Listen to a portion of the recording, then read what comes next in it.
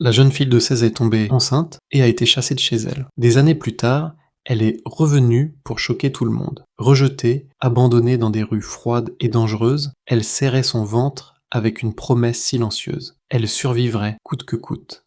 Les années passent, les cicatrices s'accumulent, mais en elle, une force inébranlable grandit. Et puis, 15 ans plus tard, elle revient.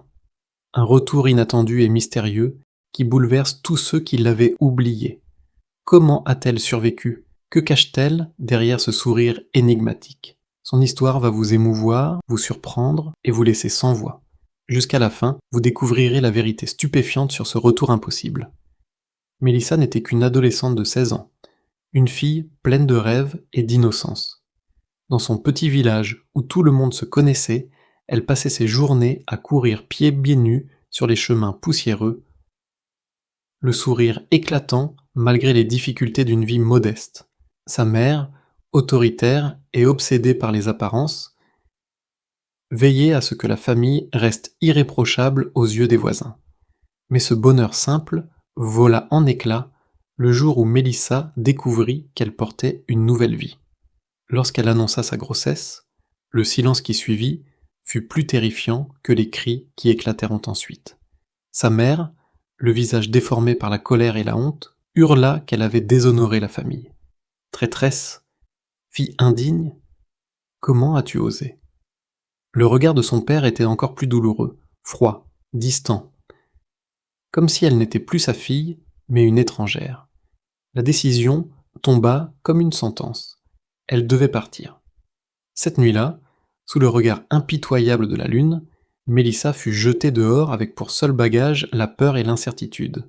Le vent glacial mordait sa peau, tandis qu'elle marchait pieds nus, tremblante, le ventre noué.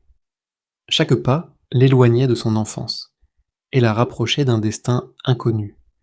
Les premiers jours furent un cauchemar. Mélissa mendiait quelques morceaux de pain que les passants lui jetaient avec dédain. Voilà ce qui arrive aux filles sans honte. Les regards de mépris la blessaient autant que la faim.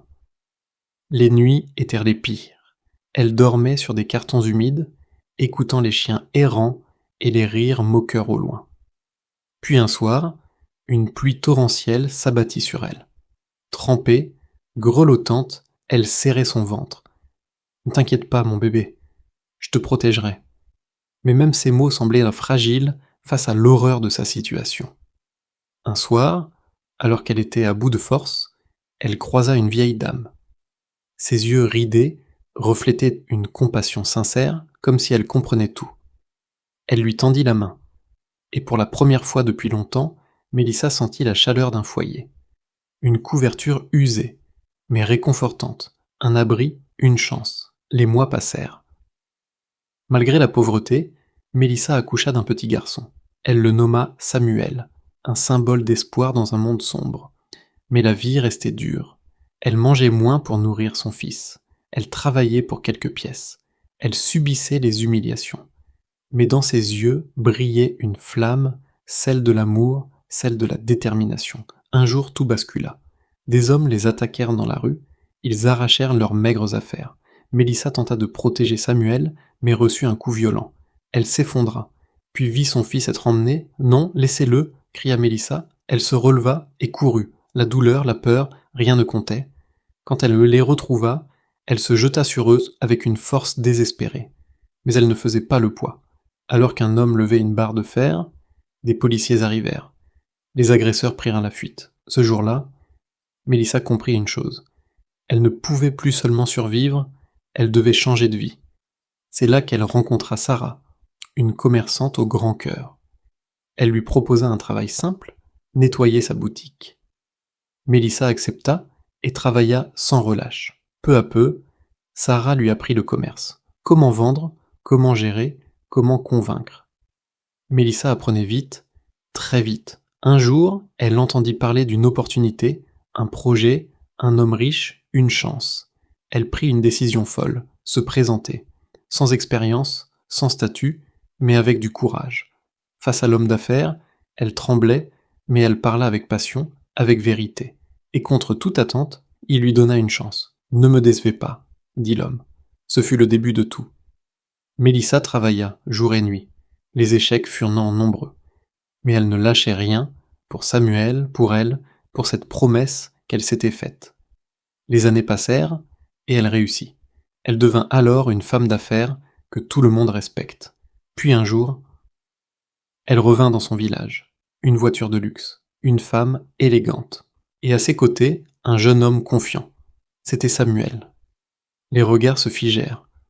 Les murmures s'élevèrent, mais Mélissa ne regardait qu'une personne, sa mère, vieille, fatiguée, brisée. Elle s'approcha. Le silence était lourd. Mélissa, oui maman, c'est moi. Sa mère s'effondra en larmes. Je suis désolée. Mélissa la regarda et dit simplement je te pardonne. Puis Samuel s'approcha. Grand-mère. Les larmes redoublèrent, même le chef du village tenta de la rabaisser. Mais Samuel répondit vous avez condamné une enfant, aujourd'hui elle s'est relevée seule. Le silence s'installa. Mélissa n'avait plus rien à prouver. Je ne suis pas venue pour me venger, je suis venue tourner la page. Puis elle tendit la main à sa mère. Viens avec moi. Et ensemble, ils partirent. Parce que parfois, la vie brise, mais elle peut aussi reconstruire. Et le véritable courage, c'est de choisir le pardon. Et toi, penses-tu que Mélissa a fait le bon choix ? Je vous attends dans les commentaires.